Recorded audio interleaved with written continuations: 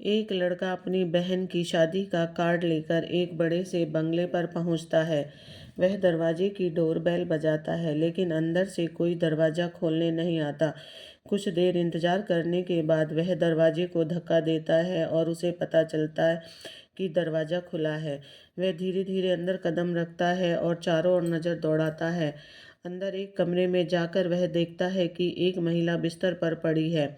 उसकी हालत काफ़ी खराब है। जैसे ही वह महिला उस लड़के को देखती है, उसकी आंखों से आंसू बहने लगते हैं। आखिर वह महिला कौन थी जो इतनी कमज़ोर हालत में बिस्तर पर पड़ी थी, और ऐसा क्या था जिसने उसकी आंखों में आंसू ला दिए? पूरी कहानी की सच्चाई जानने के लिए वीडियो को अंत तक जरूर देखें। उत्तर प्रदेश के एक छोटे से गांव बख्शीपुर में एक परिवार रहता था। परिवार में 4 सदस्य थे, माता पिता और उनके 2 बच्चे। बच्चों में बड़ा बेटा अर्जुन था और उसकी छोटी बहन परी थी। अर्जुन की उम्र 8 साल थी और परी अभी 3 साल की थी। अर्जुन के पिता सुरेश मेहनत मजदूरी करके परिवार का भरण पोषण करते थे। परिवार खुशहाल था, सब कुछ ठीक चल रहा था। लेकिन एक दिन अचानक परिवार की खुशियों को किसी की नज़र लग गई। अर्जुन की मां राधा एक अन्य व्यक्ति के साथ गांव छोड़कर चली गई। इस घटना का सुरेश पर गहरा असर पड़ा और वह इस सदमे को सहन नहीं कर पाया। धीरे धीरे सुरेश ने शराब पीना शुरू कर दिया और उसकी हालत दिन ब दिन बिगड़ती चली गई। अर्जुन, जो स्कूल में पढ़ाई करता था, वह अपने पिता की इस स्थिति को देखकर बहुत परेशान हो गया। वह बार बार अपने पिता से माँ के बारे में पूछता, पिता, माँ कब लौटेगी और कहाँ गई है? लेकिन सुरेश उसे कैसे बताए कि उसकी माँ कभी लौटने वाली नहीं है। धीरे धीरे 1 साल बीत गया और फिर 1 साल बाद इस परिवार पे एक और दुख का पहाड़ टूट पड़ा। सुरेश ज़्यादा शराब पीने के कारण गंभीर रूप से बीमार रहने लगा। सुरेश की बीमारी के चलते आज उसकी मौत हो गई और एक ही झटके में अर्जुन और उसकी बहन परी अनाथ हो गए। जब यह दुखद खबर गांव के सरपंच राम नारायण को मिली तो उन्होंने तुरंत एक पंचायत बुलाई। वहां उन्होंने गांव वालों से अर्जुन और परी के भविष्य के बारे में चर्चा की। कोई भी रिश्तेदार या अन्य व्यक्ति इन बच्चों की जिम्मेदारी उठाने के लिए सामने नहीं आया, क्योंकि अर्जुन के पास केवल एक छोटा सा घर था जिसमें वह अपने पिता के साथ रहता था। सरपंच ने गांव वालों से कहा, यह हमारे गांव का मामला है, इन बच्चों की देखभाल हमें ही करनी होगी। हम एक एक दिन करके बच्चों को खाना और उनकी ज़रूरतें पूरी कर सकते हैं, जिससे ये बड़े हो सकें और समाज में अपनी जगह बना सकें। उनकी बात पर सहमति जताते हुए अर्जुन के पड़ोसी मदद के लिए तैयार हो गए। अब अर्जुन को एक दिन खाना किसी के घर से खाना मिल जाता तो दूसरे दिन किसी और के घर से, लेकिन इसके साथ ही गांव के लोग उससे छोटे मोटे काम करवाने लगे। जब अर्जुन ने उनसे पढ़ाई जारी रखने की इच्छा जताई और स्कूल जाने के बारे में बात की तो वे मना कर देते। उन्होंने कहा, तुम्हारी पढ़ाई का खर्चा कौन उठाएगा? तुम्हें यहाँ खाना और रहने के लिए जगह मिल रही है, इससे ज़्यादा की जरूरत नहीं है। बस काम करो और जिंदगी आराम से काटो। अर्जुन को गांव वालों की इस सोच ने तोड़ दिया, लेकिन उसने मन में ठान लिया कि वह खुद को और अपनी बहन परी को इस हालत से निकाल कर एक बेहतर जिंदगी देगा। 1 साल गुजर गया इस दौरान अर्जुन ने दुनियादारी की सच्चाई को अच्छे से समझ लिया। गांव वाले उसे सिर्फ काम के लिए ही रखते थे और बदले में केवल खाने का सामान देते। अब परी 5 साल की हो चुकी थी और अर्जुन का सपना था कि वह अपनी बहन को पढ़ा लिखा कर एक अच्छा इंसान बनाए। अर्जुन को अपनी बहन परी के भविष्य की चिंता सताने लगी। उसने एक दिन पड़ोसियों से बात की और कहा, आप लोग अगर मुझे खाना दे सकते हो तो कृपया मेरी बहन को भी पढ़ाई का मौका दीजिए। मैं आपके लिए और मेहनत करूंगा, बस मेरी बहन को पढ़ने का मौका चाहिए। लेकिन पड़ोसियों ने उसकी बात को नकार दिया और उसे यह कहकर मना कर दिया कि वे उसकी बहन की पढ़ाई का खर्च नहीं उठा सकते। अर्जुन को यह बात बहुत बुरी लगी। उसने सोचा, अगर मैं यहीं रहा तो मेरी बहन का भविष्य अंधकार में रहेगा। मुझे यहाँ से निकलना होगा और अपनी मेहनत से उसके लिए बेहतर जिंदगी बनानी होगी। उसने एक बड़ा कदम उठाने का निश्चय किया। एक रात अर्जुन ने अपनी छोटी बहन परी को चुपचाप उठाया और घर से बाहर निकल पड़ा। वे दोनों नज़दीकी रेलवे स्टेशन पहुंचे और पहली ही ट्रेन में चढ़ गए, बिना यह जाने कि यह ट्रेन कहाँ जा रही है। अर्जुन को बस इतना पता था कि उसे कहीं और जाना है, जहां वह मेहनत से अपनी बहन का भविष्य संवार सके। ट्रेन में बैठकर वह अपने और अपनी बहन के भीतर कल के सपनों में खो गया। अर्जुन अपनी बहन परी को लेकर पहली बार एक बड़े शहर में पहुंचा। ट्रेन से उतरते ही वह अपने आसपास की भीड़ और शोरगुल से हैरान रह गया। शहर की यह भागदौड़, हर किसी का अपने काम में व्यस्त रहना, यह सब कुछ उसके लिए बिल्कुल नया था। इतने सारे लोगों को एक साथ देखकर उसका दिल थोड़ा डर गया, लेकिन उसे याद आया कि अब उसे अपनी बहन की जिम्मेदारी निभानी है। परी ने मासूमियत से कहा, भैया मुझे भूख लगी है। अर्जुन को अचानक एहसास हुआ कि वे सुबह से भूखे हैं। वह अपनी बहन को आश्वासन देता हुआ कहता है, तू यहाँ बैठ, मैं कुछ खाने का इंतजाम करता हूँ। वह इधर उधर देखता है, लेकिन उसके पास पैसे नहीं थे। भीड़ में वह कुछ लोगों के पास गया, मदद की गुहार लगाई, लेकिन हर कोई अपनी ही धुन, किसी ने उसकी ओर ध्यान नहीं दिया। थोड़ी देर के लिए अर्जुन थक कर पास की एक बेंच पर बैठ गया, लेकिन उसने हार नहीं मानी। अपनी बहन की ओर देखकर उसने खुद से कहा, मुझे कुछ भी करना पड़े, लेकिन परी को भूखा नहीं रहने दूंगा। उसने फिर से हिम्मत जुटाई और खाने के लिए कुछ पैसे जुटाने की कोशिश करने लगा, ताकि उसकी बहन का पेट भर सके। लेकिन कोई भी उसे पैसे नहीं देता और उसे धमकाकर भगा देता और कहते हैं, भीख मांग रहा है, तुझे शर्म नहीं आती। इन बातों को सुनकर अर्जुन वापस आकर अपनी बहन के पास बैठ जाता है। वह वहीं एक बुजुर्ग महिला जो स्टेशन पर काम कर रही थी, उन्हें देख लेती है। उसकी हालत देखकर वह कुछ समझ जाती है और उनके पास आकर अर्जुन से पूछने लगती है, बेटा तुम यहाँ क्यों आए हो और तुम्हारे माता पिता कहाँ हैं? इसके बाद अर्जुन अपनी पूरी कहानी उस बुजुर्ग महिला को बता देता है और कहता है, अम्मा मेरी बहन को बहुत ज़ोर से भूख लगी है। अगर आपके पास कोई काम हो तो मैं कर दूंगा, बस मेरी बहन के लिए कुछ खाने को दे दो। बुजुर्ग महिला उससे कहती है, बेटा कोई बात नहीं, तुम्हारे खाने का इंतजाम मैं कर दूंगी और तुम्हें अच्छी ज़िंदगी के लिए एक जगह भेज दूंगी और तुम्हें अपनी ज़िंदगी के लिए एक जगह भेज दूंगी। इसके बाद वह बुजुर्ग महिला पास की दुकान पर जाती है और वहां से उनके खाने के लिए कुछ खाना लाती है। दोनों बच्चों को बैठाकर खाना खिलाती है। अर्जुन और उसकी बहन खुशी खुशी खाना खा रहे थे और उन्हें खाना खाते हुए देख उस बुजुर्ग महिला की आंखों से भी आंसू टपकने लगते हैं। उसके बाद वह बुजुर्ग महिला वहां से खड़ी होती है और थोड़ी दूर जाकर अपना फ़ोन निकाल कर एक महिला को फ़ोन करती है। जिस महिला को उसने फ़ोन किया उसका नाम था साक्षी। साक्षी एक सोशल वर्कर थी, जिसके पास रुपए पैसे तो काफ़ी थे, लेकिन उसने अपनी शादी नहीं की थी। वह इसी तरह से बेसहारा बच्चों को अपने साथ रखकर पाल पोस कर बड़ा किया करती थी। अब बुजुर्ग महिला साक्षी को उन बच्चों के बारे में बता देती है और कहती है कि बच्चे काफ़ी ज़्यादा परेशान हैं, आप इन्हें अपने साथ ले जाओ और इन्हें अपने साथ ही रखना। दरअसल साक्षी ने उस बुजुर्ग महिला से कह रखा था कि अगर तुम्हें ऐसा कोई बेसहारा बच्चा दिखे तो उसे मेरे पास ले आना, मैं उसकी देखभाल अच्छी तरह से कर लूँगी। थोड़ी देर में साक्षी मैम भी वहाँ पहुँच जाती है और उन दोनों बच्चों को लेकर अपने साथ चली जाती है। अब जो अर्जुन है उसके दिमाग में ढेर सारे ख्याल हैं, क्योंकि उसने बहुत कुछ शहरों के बारे में सुन रखा था, जिसकी वजह से उसका दिल थोड़ा घबरा रहा था। तो वह साक्षी मैम से कहने लगता है, मैम हमारे साथ कुछ गलत तो नहीं हो जाएगा? इसके बाद साक्षी मैम इस बात को सुनकर हंसने लगती है और कहती है, बेटा ऐसा कुछ नहीं होगा, मैं तुम्हारे जैसे बच्चों को अपने घर पर रखा करती हूँ और उनकी देखभाल किया करती हूँ, उन्हें पढ़ाया लिखाया करती हूँ। इस बात को सुनकर अर्जुन को थोड़ी सी तसल्ली मिलती है।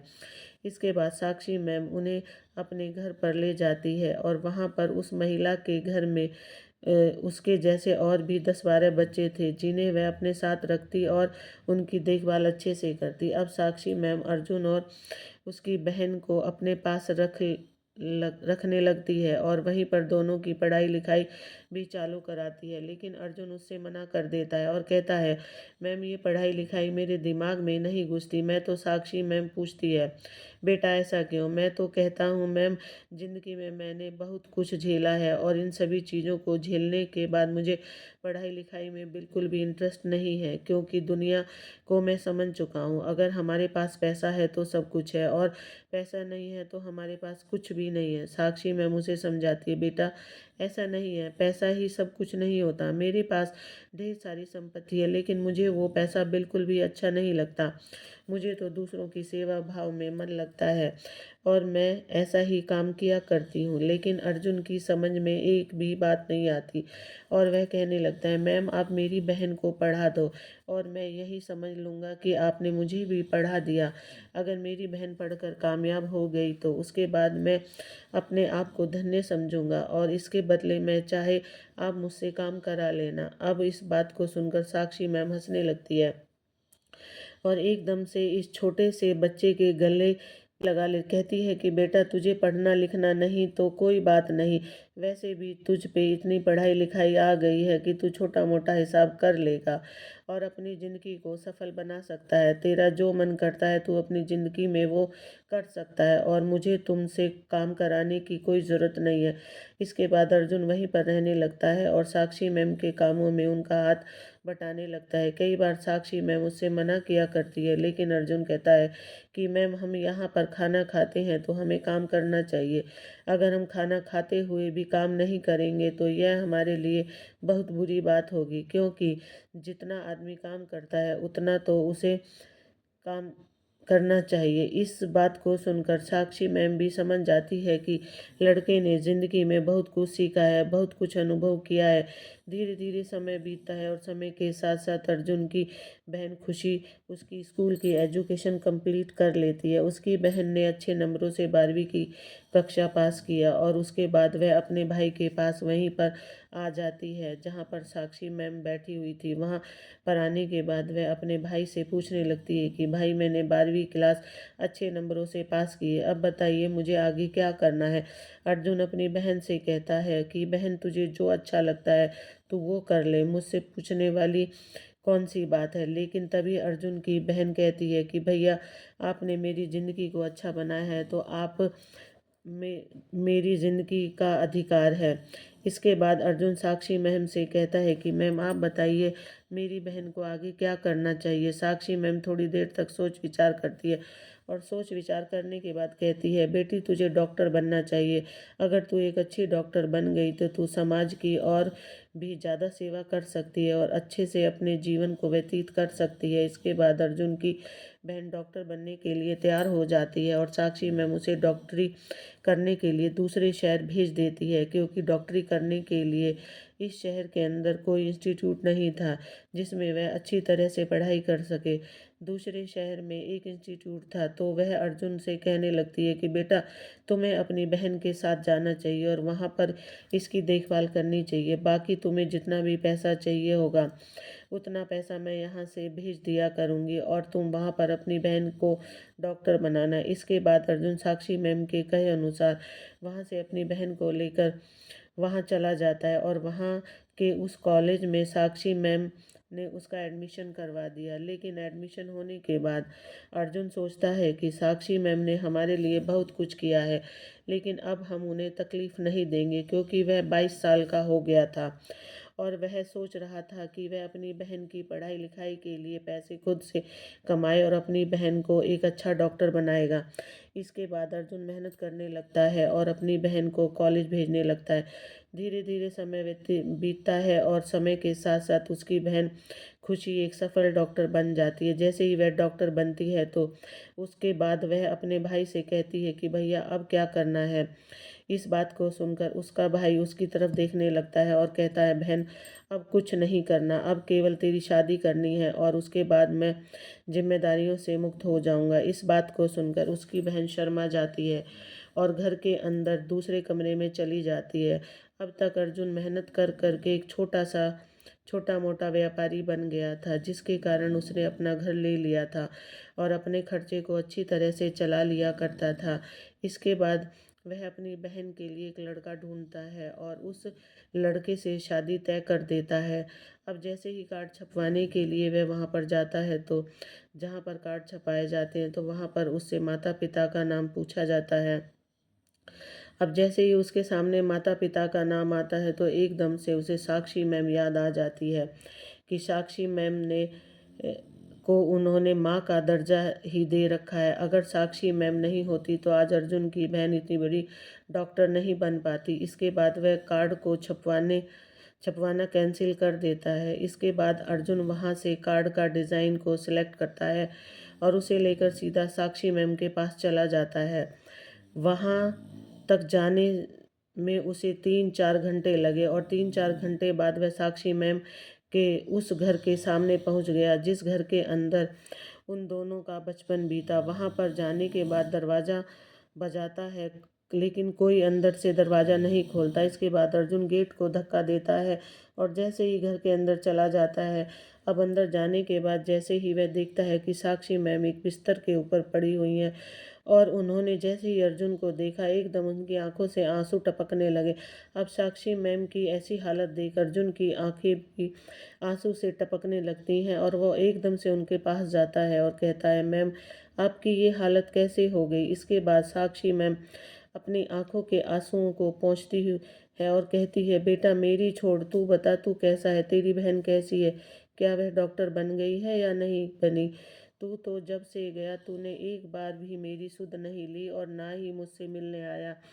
इसके बाद अर्जुन साक्षी मैम के सामने हाथ जोड़ लेता है और कहता है कि मैम गलती की माफ़ी देना, ये तो मुझसे भूल हो गई जो मैं आपसे मिलने के लिए नहीं आया। लेकिन आप यह बताओ, जब मैं आया था आप मुझे देखकर फूट फूट कर रोने लगी, क्या हुआ आपको। तो उसके बाद साक्षी मैम आप भी तड़प कर बताने लगती है, कहती है कि बेटा जब तू यहाँ से चला गया, तेरे जाने के 5 साल बाद अचानक से मेरा रोड एक्सीडेंट हो गया और उसकी वजह से मेरा नीचे का हिस्सा पूरी तरह पैरालाइज हो गया जाता है। अब पैरालाइज होने के बाद मैंने इधर उधर डॉक्टरों को दिखाया भी था, लेकिन डॉक्टरों ने कहा कि अब ठीक नहीं हो सकता और तुम्हें इसी तरह से जीवन व्यतीत करना होगा। जिन बच्चों को मैंने परवरिश की वो सारे यहाँ से चले गए और कभी भी लौट कर मेरे पास नहीं आए। मेरे पास रुपए पैसा तो है, लेकिन पैसे से भी कोई मेरी अच्छी तरह से देखभाल नहीं करता और तुझे देखकर एकदम अपना सा फील हुआ था, तो इसी वजह से मेरी आंखों से आंसू बह गए। और यह बात कहते हुए साक्षी मैम एक बार फिर से रोने लगती है। इसके बाद अर्जुन उन्हें चुप कराता है और कहता है, मैम आपने ऐसा सोच भी कैसे लिया कि आपका कोई अपना नहीं है जो आपकी सेवा नहीं कर सकता। मैं आपका अपना हूँ और मैं आपकी सेवा करूँगा।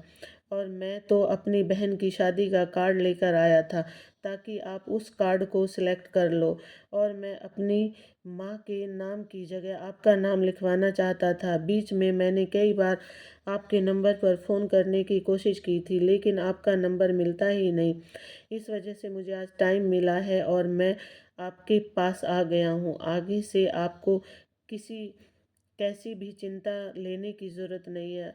अब मेरी बहन की शादी यहीं इसी घर में होगी और मैं ही आपकी देखभाल करूँगा। इसके बाद अर्जुन होता है वह अपनी बहन को वहाँ से यहाँ पर ले आता है और यहीं पर धूमधाम से साक्षी मैम के सामने उसकी शादी कराता है। साक्षी मैम एक माँ का फ़र्ज निभाती है और परी को आशीर्वाद देती है। परी की शादी हो जाती है और शादी होने के बाद परी अपने पति के यहाँ चली जाती है और अच्छी तरह से अपने जीवन व्यतीत करने लगती है। अर्जुन ने अभी तक शादी नहीं की थी। इसके बाद परी एक दिन जब वहाँ पर आती है तो वहाँ पर साक्षी मैम से कहने लगती है कि मैम मुझे भी भाभी देखनी है और भैया मेरी इस बात को मानते नहीं हैं। दरअसल दोस्तों, परी ने कई बार अपने भाई से कहा कि भाई तुम शादी कर लो, लेकिन अर्जुन ने अपनी बहन की खुशियों के लिए शादी नहीं की थी। उसने सोचा था कोई पत्नी कैसी आएगी, वो शायद हमारे परिवार को समझे या ना समझे, कहीं मेरी बहन के साथ गलत तरह का व्यवहार करने लगे, इस वजह से उसने शादी नहीं की। तो परी कहती है कि मैम आप इसे समझाओ और मैं अपनी भाभी को देखना चाहती हूँ। इसके बाद साक्षी मैम अर्जुन से कहने लगती है कि बेटा बहन तुम्हारी सही कह रही है और तुम्हें शादी कर लेनी चाहिए। इसके बाद अर्जुन कहता है, माँ आप कह तो ठीक रही हो, लेकिन मेरी उम्र काफ़ी ज़्यादा हो गई है, तो मुझे लड़की कौन देगा। इसके बाद परी चहकते हुए बोलती है, उस चीज़ की चिंता आप मत करो, मैंने एक अच्छी सी भाभी अपने लिए सिलेक्ट कर रखी है।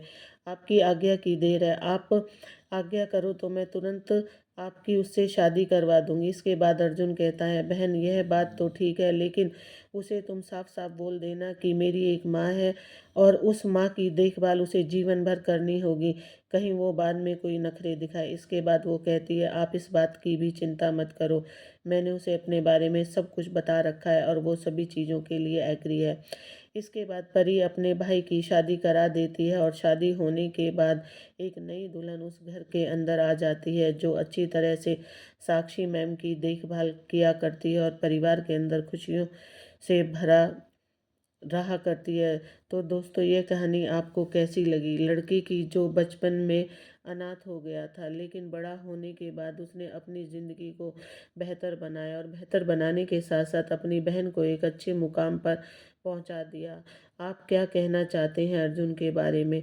क्या आप कहना चाहते हो परी के बारे में? आप क्या कहना चाहते हो साक्षी मैम के बारे में?